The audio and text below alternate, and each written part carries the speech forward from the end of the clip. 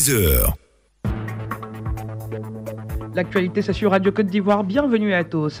À suivre, le journal des sports présenté par Ange Assokro à 6h15. 5 minutes après, nous parlerons du nouveau code d'investissement avec Esmel Essis Emmanuel, secrétaire d'État auprès du Premier ministre chargé de l'investissement privé. Puis, la parole est à vous. Les entreprises qui offriront des stages aux élèves et étudiants afin de valider leur diplôme bénéficieront dorénavant d'un crédit d'impôt annuel de l'ordre de 25 000 à 50 000 francs par stagiaire. Que vous inspire cette disposition? Vous échangerez avec Adama Bakayoko à 6h30.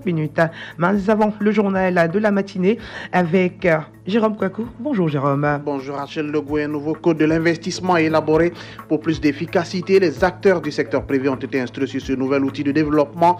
Les Ivoiriens invités à investir pour capter les richesses.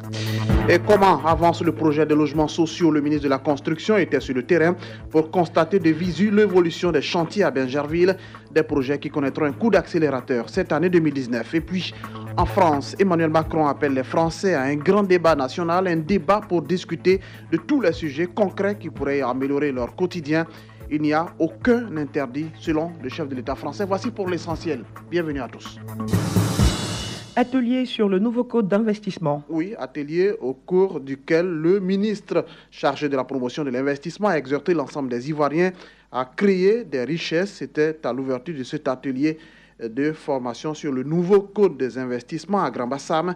Pour Emmanuel Essis Esmel, en termes de résultats, le code des investissements 2012, adopté à la fin de la crise post-électorale, a produit de bons résultats. Le compte-rendu est signé Denise de la Fafiette. Sur la période 2013-2018, ce code a permis d'atteindre les performances telles que la création de 38 680 emplois permanents, l'agrément de plus de 1000 entreprises et l'attraction d'un volume d'investissement de 3 451 milliards de francs CFA. Néanmoins, des faiblesses ont été identifiées à la révision du code 2012. Ce sont entre autres une faible participation des nationaux à la création de richesses, une faible contribution des PME à la formation du produit intérieur brut, un faible taux de transformation dans les secteurs de l'agro-industrie et l'industrie. Les précisions de Emmanuel Esmel Essis, par ailleurs directeur général du Centre de promotion des investissements en Côte d'Ivoire. L'investissement est source de création de richesse. Donc plus les nationaux investissent, plus ils créent de la richesse pour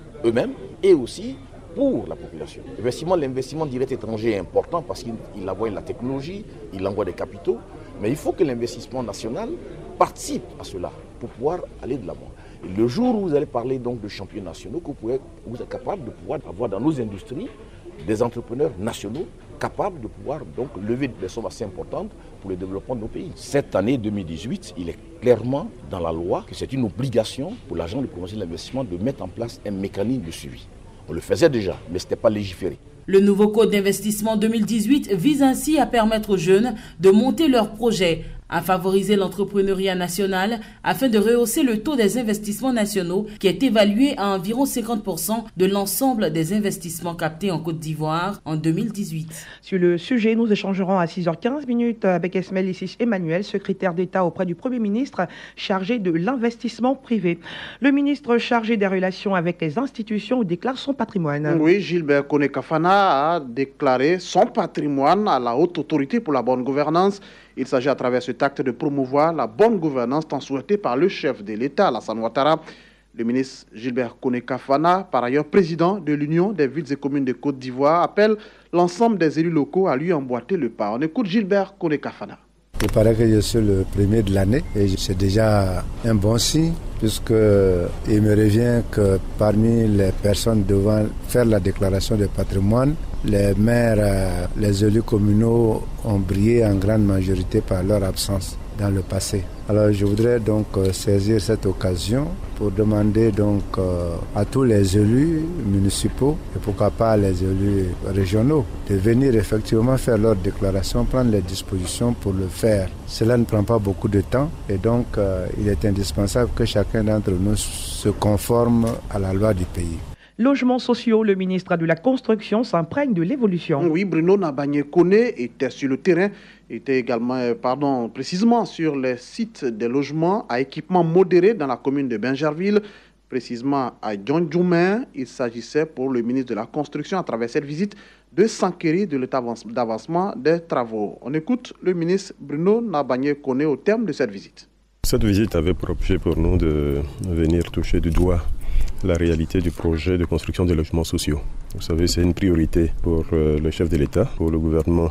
Nous devions de venir sur place, apprécier la situation depuis que ce projet a démarré et voir ce qui a lieu de corriger. Je suis plutôt satisfait de ce que j'ai vu. C'est un projet qui a démarré difficilement, mais aujourd'hui on a des choses qui sont concrètes, des maisons qui sont bâties, des maisons qui sont habitées. Nous voyons également que le concept qui a été mis en œuvre marche parfaitement ici. Rencontre bilan au ministère de la modernisation de l'administration. Un bilan 2018, mais aussi priorité pour 2019. Et cette année sera l'année de l'accomplissement des réformes engagées. C'est ce que dit la ministre Raymond Goudou Kofi.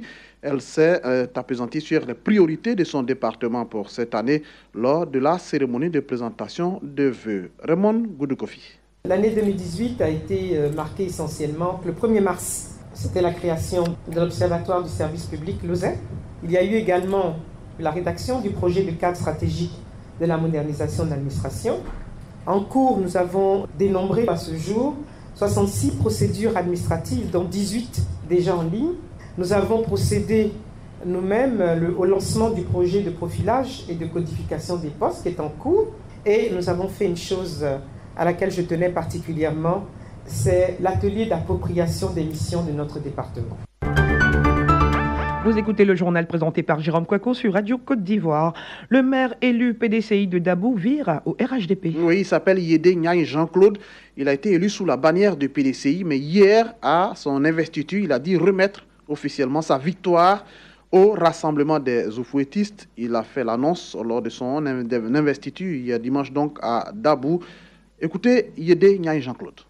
Feu le président Félix Houphouët-Boigny disait que la politique, c'est la saine appréciation des situations du moment. J'ai alors pris le temps d'examiner froidement la situation et décidé de ne plus revenir en arrière et d'exercer mon mandat dans le cadre du RHDP. Je voudrais rendre ici un hommage appuyé à mon aîné et ministre Albert Kakou Tiapani. C'est lui qui m'a initié aux choses de la commune et lui dire que pour une fois, je ne serai pas avec lui. Et je m'en excuse. Mais je la prends pour le bien de notre commune. Je remercie le conseil municipal qui m'a compris et qui met autant que moi en avant la notion de rassemblement et de développement. Et vous le savez, le congrès du RHDP est annoncé pour le 26 janvier prochain. Des émissaires sont sur le terrain. Alcide Diéguié, président du parti Concorde, a rencontré les résidents des Aïboyo dans la sous-préfecture de Ouagaïou afin d'informer ceux-ci de l'enjeu de la création du parti unifié RHDP. Pour lui, le rassemblement des oufouettistes pour la démocratie et la paix est gage de paix en Côte d'Ivoire. On écoute Alcide Diéguié. C'est parce qu'on ne veut plus qu'il y ait la guerre qu'on va au RHDP. C'est la vision du président Ouattara, c'est-à-dire le parti unifié. Il n'y a pas de miracle. Une fois qu'on est ensemble, il n'y a plus de guerre. Partout, c'est comme ça. Donc, il y en a qui peuvent dire ce qu'ils veulent, mais ça ne va pas nous détourner de notre chemin. On avance pour que tout le monde vive en paix. Et je l'ai dit tout à l'heure, c'est quand tout le monde vit en paix que les autres à l'extérieur nous respectent et qu'ils travaillent avec nous et qu'ils nous aident. Concorde a été créée pour qu'il y ait la concorde dans toute la Côte d'Ivoire. Le président de l'Assemblée nationale apporte son soutien au député Jacques Ewo. Oui, Jacques Ewo est le député du Plateau, également maire élu de cette même commune. Et ce dernier a été inculpé, vous le savez, jeudi dernier par la justice ivoirienne pour détournement de fonds. Dans la foulée, le parquet a demandé au bureau de l'Assemblée nationale d'autoriser son arrestation. Le même jour, le bureau de l'Assemblée nationale a réclamé une suspension des poursuites. Et dans ce bras de fer, Jacques Ewo a donc reçu hier dimanche un soutien de taille, celui de Guillaume Soro, président de l'Assemblée nationale. 33 agents de la police quittent les effectifs pour la retraite. Oui, après plus de 30 ans de service, ça y est, la retraite est là. Ils sont 4 commissaires, 7 officiers et 22 sous-officiers concernés par cette mesure. Une cérémonie d'hommage, la première du genre, a été organisée à leur honneur en présence du ministre d'État, Ahmed Bakayoko, et toute la hiérarchie de la police. Il s'est agi de traduire la reconnaissance de l'État à ces valeureux travailleurs Pour ces agents, loin de la tristesse, c'est plutôt une joie d'aller à la retraite. On l'écoute. Commissaire Serigne Leba Maxime, c'est un honneur parce que ceux qui partent à la retraite en bonne santé ne sont pas nombreux. Nous avons toujours été au front, nous avons beaucoup fait pour la nation et nous pensons que partir à la retraite alors que nous sommes encore sur nos pieds, c'est vraiment une grâce. Je suis le capitaine Soumaro Nadiata, je suis très contente. Je pense que le devoir a été accompli. Je remercie le Seigneur. Nous sommes rentrés 380 quelques, mais il y a eu plus de 90 morts. Nous qui sommes vivants, nous devons remercier le Seigneur. Adjudant-chef Mamadou Ayou Ferdinand. Je suis rentré en 1990, donc j'ai 28 ans de service. Je voudrais dire aux jeunes, à nos cadets, ce n'est pas une course. Il faut rester patient et suivre les ordres du chef hiérarchique. L'Église méthodiste présente ses priorités pour 2019. Et la priorité pour 2019 est bien connue. Il s'agit du combat pour l'autosuffisance alimentaire dans notre pays. L'information a été donnée par le bishop Benjamin Boni, président de la conférence annuelle de l'Église méthodiste unie de Côte d'Ivoire. C'était au cours de la traditionnelle cérémonie de présentation de vœux de cette institution. L'EMUCI doit relever de nombreux défis en dépit des résultats notables obtenus. C'est ce que dit ici le bishop Benjamin Boni. Plusieurs défis nous restent à relever. En premier lieu, la maîtrise de notre patrimoine foncier et immobilier. Il nous faut impérativement faire l'inventaire de notre patrimoine foncier et immobilier. Le second défi se rapporte à notre contribution à la concrétisation du thème de l'année ecclésiastique. De plus en plus, notre ONG, le réservoir de Siloé, se fait présente sur le terrain. Elle donnera cette année à l'Église d'accompagner des groupes de femmes et des jeunes à travers deux grands projets de production et de commercialisation. Le projet RI et le projet Atieke. Cette perspective prometteuse nous ont amenés à reconduire le thème annuel de notre conférence qui demeure donc Église et sécurité alimentaire. Dans l'actualité internationale en France, le chef de l'État appelle les Français à un grand débat national. Et cela 2 mois après le début du mouvement de contestation des Gilets jaunes. La lettre aux Français promise par Emmanuel Macron a été rendue publique hier dimanche à l'Élysée. Une missive qui a pour objet de cadrer les enjeux du grand débat national voulu par le chef de l'État. Le président appelle les Français à discuter de tous les sujets concrets qui pourraient améliorer leur quotidien. Il n'y a aucun interdit, précise encore le chef de l'État français, qui pose lui-même une trentaine de questions tournant autour de thématiques très variées, les impôts, l'immigration, la laïcité, la démocratie participative, avec notamment le recours au référendum ou encore l'écologie. Autant de sujets au cœur de la crise des Gilets jaunes. Les discussions démarrent cette semaine. Sur le continent africain, l'actualité, c'est aussi la République démocratique du Congo. La communauté de développement de l'Afrique australe, la SADC, a appelé hier dimanche la RDC à instituer un gouvernement d'union après la présidentielle contestée et s'est prononcée pour un recomptage des voix. La commission électorale congolaise, vous le savez, a annoncé la victoire historique de l'opposant Félix Tshisekedi devant Martin Fayoulou. Celui-ci a immédiatement dénoncé des fraudes et déposé un recours devant la Cour constitutionnelle. Parallèlement, la CENI a annoncé que la majorité favorable à M. Kabila avait été reconduite à l'Assemblée nationale.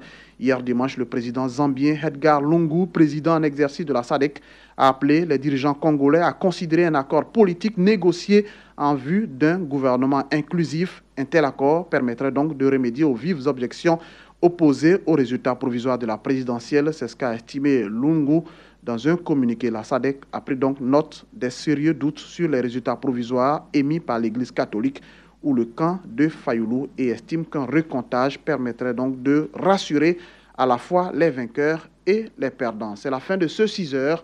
On vous rappelle juste l'essentiel. Un nouveau code de l'investissement élaboré pour plus d'efficacité. Les acteurs du secteur privé ont été instruits sur ce nouvel outil de développement. Les Ivoiriens invités à investir davantage pour capter les richesses. Un grand merci à vous, Jérôme Kouakou. Merci d'écouter Radio Côte d'Ivoire, la radio numéro 1 sur le sport. Découvrez l'actualité nationale et internationale sur votre radio. Radio Côte d'Ivoire, 88.0. 88.0 Abidjan. 98 FM Abidjan. 24h/24. Radio Côte d'Ivoire. Numéro 1. Numéro 1. Sur l'info. Sur l'info. Et le sport. Le journal des sports. Ange Assoukro. Bonjour Ange. Bonjour Rachel. Dans l'actualité sportive ce matin, football, les défaites de l'ASEC Mimosa et du FC San Pedro avec 3 buts d'écart en Coupe d'Afrique. Handball, championnat du monde, mauvaise entame des 3 représentants africains, Angola, Égypte et Tunisie.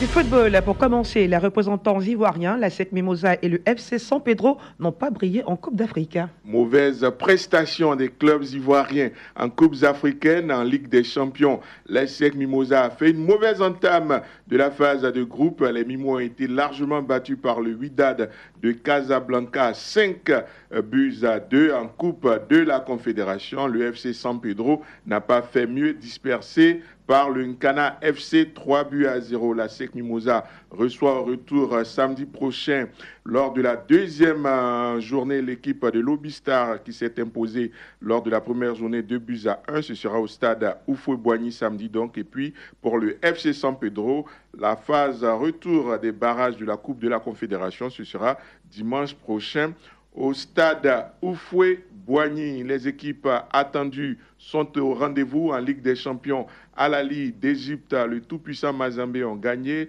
Le tenant du titre, l'Espérance de Tunis, a su se sortir du traquenard de Oroya à Conakry en obtenant le nul 1 but partout. En Coupe de la Confédération, belle performance des Ghanéens de Ashanti Kotoko qui sont allés battre hier le Coton Sport au Cameroun 3 buts à 2. Victoire à l'extérieur d'Enugu Rangers et de Hassana Agadir du Maroc.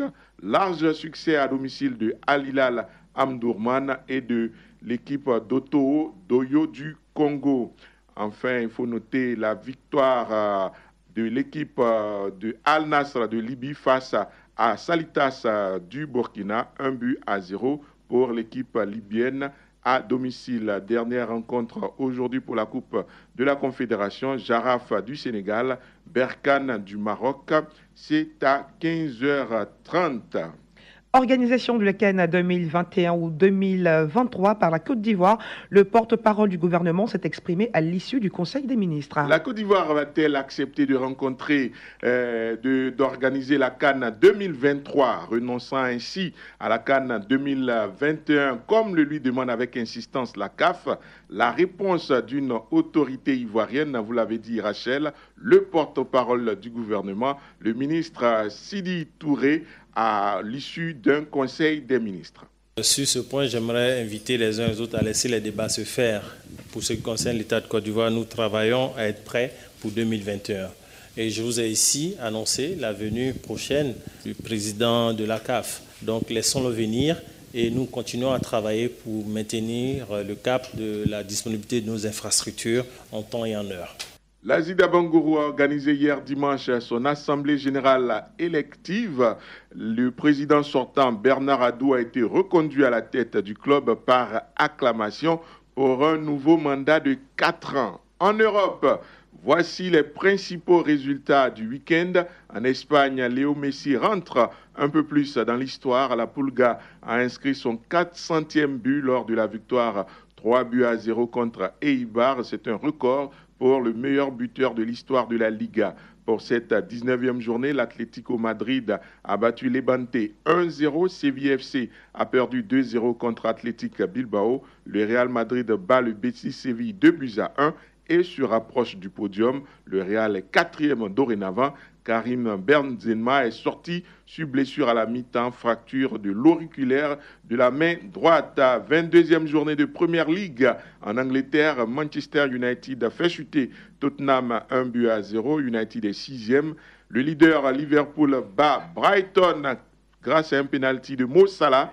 Chelsea a battu Newcastle 2 buts à 1. Arsenal a perdu à West Ham 1-0. Manchester City, le dauphin de Liverpool, joue aujourd'hui à 20h contre Wolverhampton. Et puis en France, à 20e journée, dans le match de la peur hier, l'équipe de Monaco et celle de Marseille se sont neutralisées 1 but partout au Vélodrome. Handball, à présent championnat du monde en France, début difficile pour les représentants africains. En dehors de l'Angola qui a remporté son premier match, l'Égypte et la Tunisie ont perdu leurs 2 premières rencontres. Hier, l'Angola a été battu par la Hongrie 34-24, une victoire et une défaite pour les Angolais. Et l'Égypte a été vaincue par le Qatar 28-23. Pour sa part, la Tunisie a été battue par le Danemark 36-22. C'était samedi. Basketball NBA, les 3 résultats de la nuit. Golden State, le champion en titre, a battu Dallas 119-114. Denver, le leader à l'ouest, bat Portland 116-113. Cleveland a battu Los Angeles Lakers 101-95. Volleyball, championnat national de Côte d'Ivoire, 4e journée pour les hommes. SOA bat Sun 3-7-1. Ivoire a battu NGS 3-7-2. Succès sans bavure de Police devant Tafiri 3-7-0. 3e journée pour les dames avec une grande surprise. Descartes a battu la SEC Mimosa 3-7-2. Et puis le Stella a battu Phoenix 3-7-0. Rallye Dakar pour terminer. Sébastien Loeb a remporté hier, dimanche, la 6e étape entre Arequipa et San Juan de Marcona. 3e victoire d'étape du Français qui est 2e au général derrière le Qatari Nasser Al-Attiyah. Dans la catégorie moto, cette 6e étape a été enlevée par le Chilien Pablo Quintanilla. Il en profite pour récupérer la tête du classement général. Allez, grand merci à vous, Anja Sokro. Nous vous souhaitons de passer une excellente journée.